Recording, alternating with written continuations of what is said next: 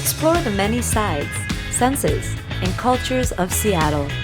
See Seattle's take on dance, street food, and more through the eyes of a local and a visitor who share the same passion.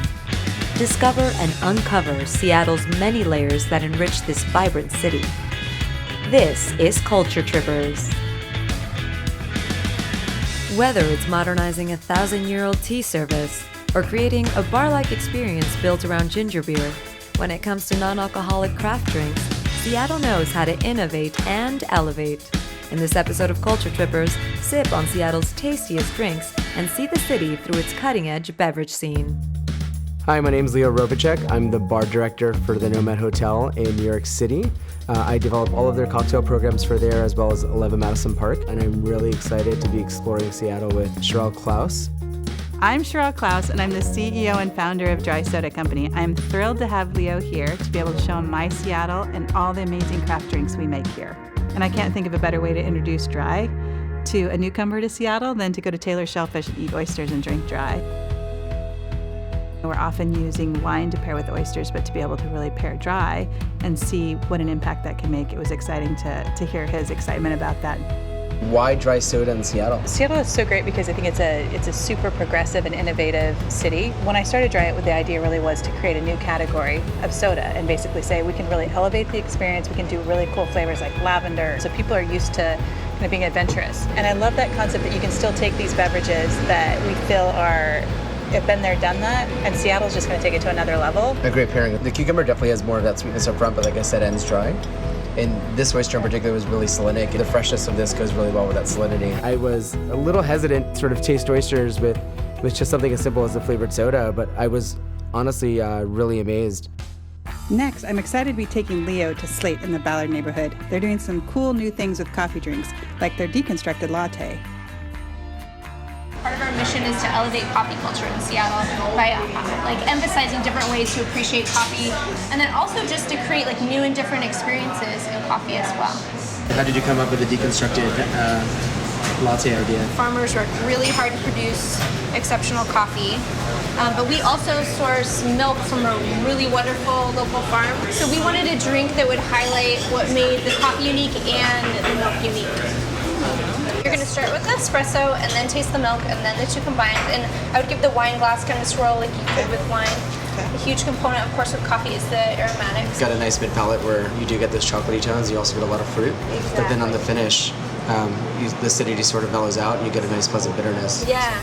So the milk will reduce some of the acidity naturally in the espresso. To me, it kind of tastes like melted ice cream. I mean, the deconstructed latte was brilliant, and I thought she just epitomized what I think of Seattle, which is people get so passionate about beer, wine, spirits, coffee, and they take it to a new level, and they're fearless in doing it. Have you seen juicing become a big trend here in Seattle? I think it's been interesting to see how big juicing has gotten in the last year. With the juicing trend, Yes. It's definitely making people drink things that are a bit more savory because of all the vegetable juices. Cucumber dry is one of our #1 flavors, and then we felt really comfortable doing the serrano pepper. Yeah. So we knew people were kind of into that. But what I love about juice or juice places is that the flavor combination options are pretty much endless. It's not as easy to do at home because you need some equipment. So I get to be a little more adventurous when I come and play in these kind of places. You also gain a lot of inspiration from those different flavor profiles. We're having a walnut shot, which Excellent. is wheatgrass, ginger, and cayenne and lemon. The ginger and the cayenne are supposed to be anti-inflammatory, so we're flushing our system out, we're removing inflammation, and we're gonna feel good. Cheers! So Leah and I had this great conversation where we were talking about how fun it would be to really collaborate on a drink. I'm excited to explore the green market and see what's growing seasonally fresh over here. I'm also excited to play with some of Cheryl's sodas and create a mocktail inspired by Seattle.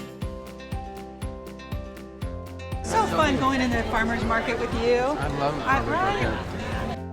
This area is really cool. What area is this? So this is Pioneer Square, and this is my favorite neighborhood in all of Seattle. Pioneer Square, amazing.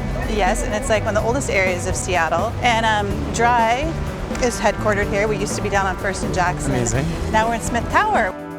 Seeing Seattle through my passion with SHRUBS has been actually really enlightening. And it's great to see like how many people are pushing and being innovative. I would love to create a mocktail that's using coffee but in a very different way, something that's a little bit more layered and that you can definitely have a sense of Seattle. I honestly didn't know what to expect. I thought that I would enjoy Seattle, but I didn't expect to be so inspired. What did you take away from this experience? I love Seattle, and I'm really proud of everything that Seattle has to offer, but to actually be able to show a visitor, especially someone who's never been to Seattle before, was so fun. And to be able to go into some of those neighborhoods, it's like just kind of getting to know your city again. And it makes me that much more proud to be a Seattleite, and more proud of my city and what it really has to offer.